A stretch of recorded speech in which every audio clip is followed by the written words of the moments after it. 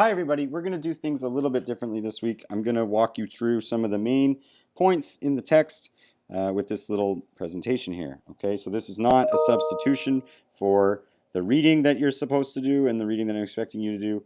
Rather, it's just think of it as something to help you do the reading, right? So I'm just going to point out some of the main moves that Descartes is going to make in the reading for the week, and I'm going to call your attention to some things. So the first thing that we should talk about, I guess, is the main theme of the reading.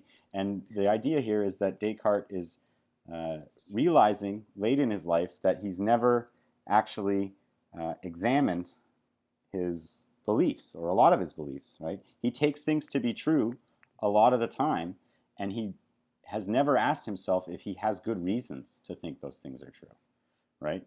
So he thinks, I've got to figure out which of the things that I take to be true all the time I have a good reason to believe, right? So the first thing that he wonders about is his sense perception.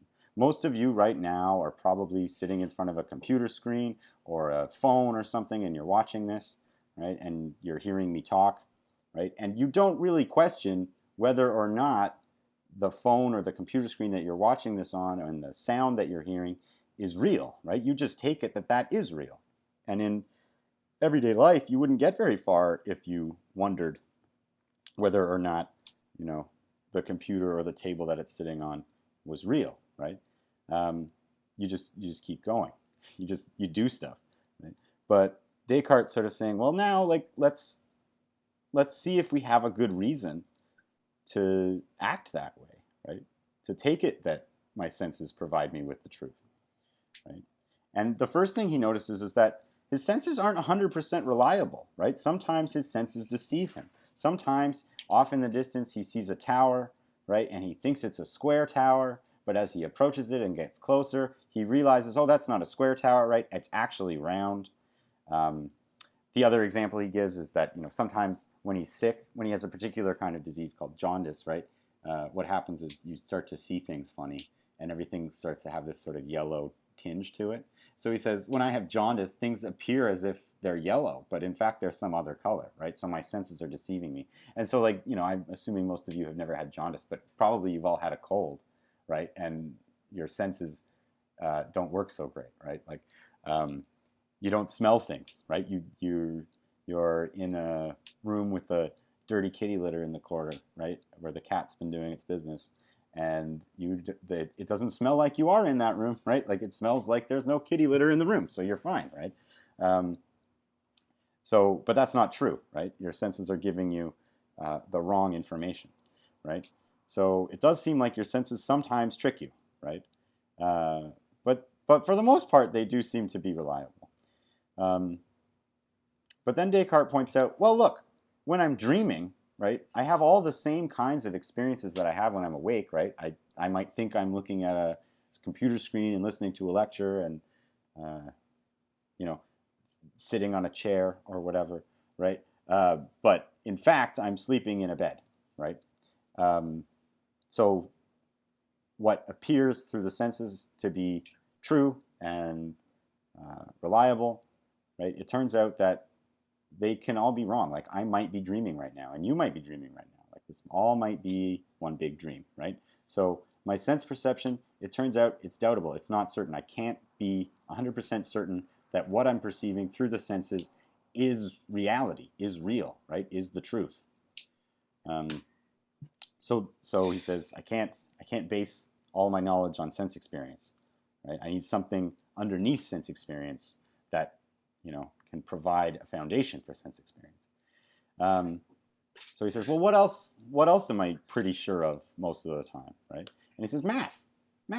I'm sure about math, right? I know that when I do the sum 2 plus 2 equals 4, that's true. And that's true whether I'm dreaming or whether I'm awake or whether I'm in love or whether I have a cold, right? 2 plus 2 is always 4. I can be certain of that.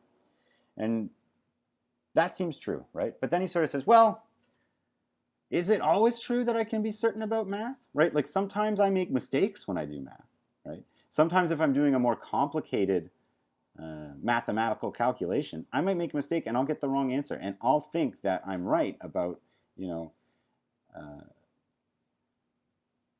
what the solution to 257,368 divided by 522 is, right? Like I might be certain that it's a certain number, but then I'll go and check my math and I'll realize that I've made a mistake. I haven't carried the 2 or whatever, and I was wrong, right? So my math ability, it seems fallible. It seems like, it's possible that I'm making mistakes when I'm doing that.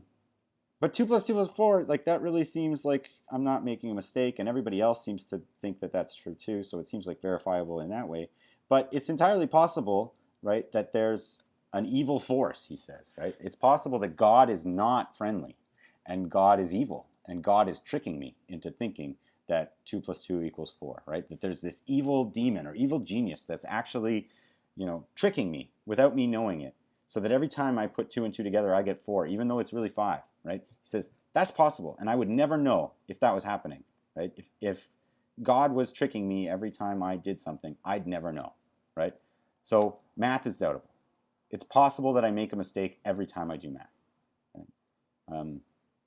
Maybe it doesn't seem that likely, but how would I know, right? How would I confirm that?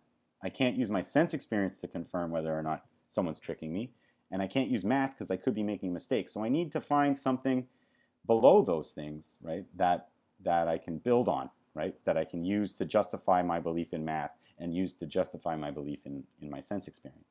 So he asks, what can I not doubt? What is totally not doubtable, right? Nothing that started out seeming self-evident is indubitable, right? My sense experience isn't indubitable. I can doubt my sense experience. Math isn't indubitable.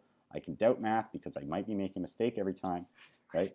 So what I really need is some kind of starting point, something that can't be doubted, which I can base math on, which I can base my belief in sense experience on, right? That's what I need.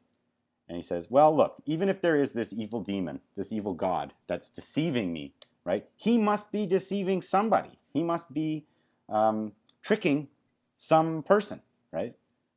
And again, like if I'm doing the doubting, right? If I'm doubting my own experience, then I must be the one doing the doubting, right? So for these 2 reasons, he says, I must exist, right? If there's an evil demon tricking me, then he must be tricking me. Like I must exist in order for him to trick me. And if I'm doubting my own experience, then there has to be something which is doing the doubting, right? And that's me. I'm the one doubting, right? So therefore, I must exist. So my own mind, my own mental activity, my doubting, my being tricked, right? That has to be real. I have to be real, right? So I must be the thing that exists, and that's undoubtable, right?